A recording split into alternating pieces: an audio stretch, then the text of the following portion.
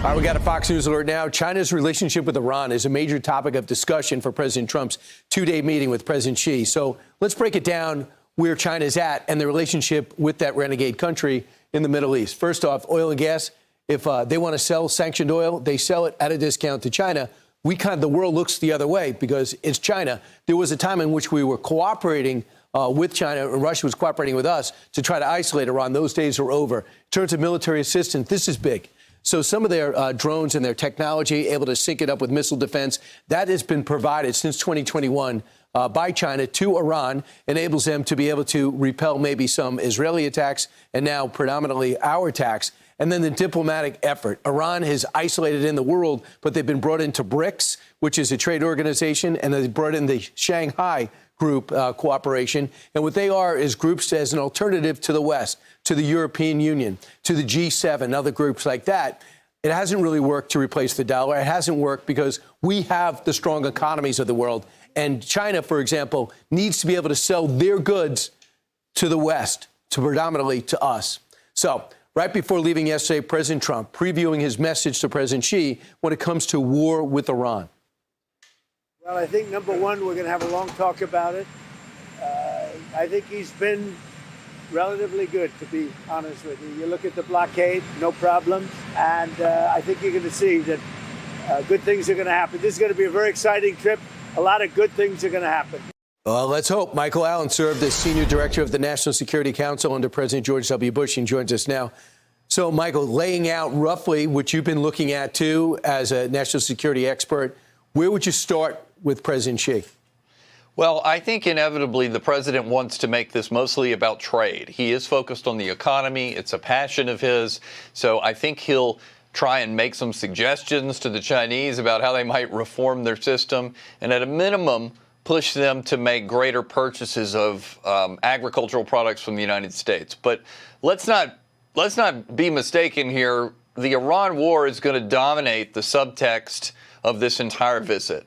I don't think China is going to stick their neck out on our behalf. I hope the president can press them, just like you said in the graphics before, about with their support for military equipment and components that go to the Chinese.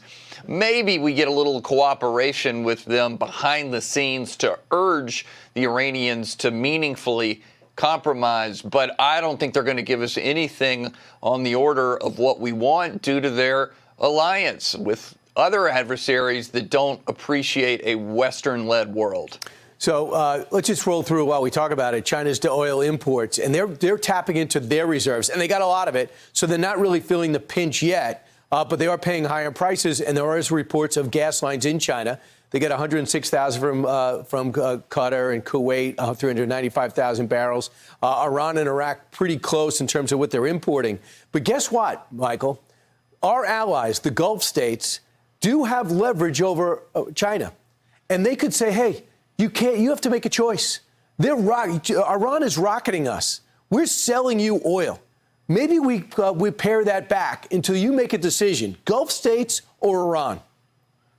I think you're exactly right. I think we ought to lean on our allies in the Gulf. We've done that already, by the way, on a variety of other technology issues that they're interested in. We've encouraged them to do less security-wise with the Chinese. And I think you're exactly right. We would be wise to lean on them to explain that they're going to have a worse relationship with these two influential monarchies, being the UAE and, of course, Saudi Arabia, unless they play a more constructive role. So I hope they'll do it, but I don't think they want to be seen as helping us on the world stage. They don't want to seem like they're selling out their ally.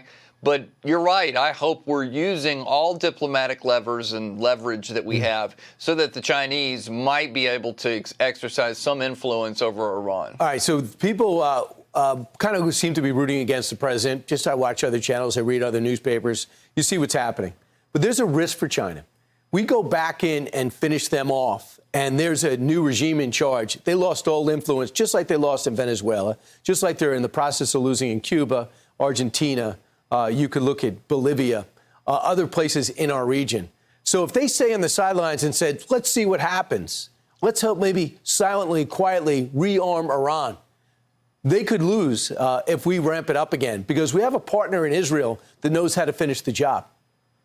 I think you're right. They need not push too hard here, because I think at the end of the day, they don't want us to have an enormous reaction and try and topple the regime over time. I think they might say to them, I hope you've got an off-ramp. I hope you can move through this, because if you don't, the United States is going to come back, and Israel as well. And now the UAE, bigger and better against Iran. So I think it's a great approach. I think we need to exercise all this influence over the Iranians, but we need to be clear-eyed about this, and that's that the Chinese are not necessarily our friends on this. So with the president's got all these CEOs with him, you know he loves trading the economy, he made that clear. So what does success look like when he boards that plane in 2 days and comes home?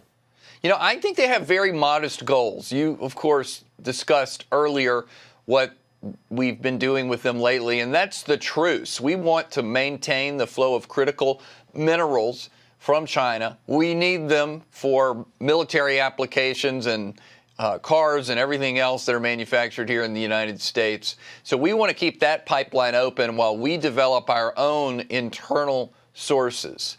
I think also that you'll see that the Chinese are most interested in bringing down tariffs, or at least not having the president crank them up to 50 some odd percent.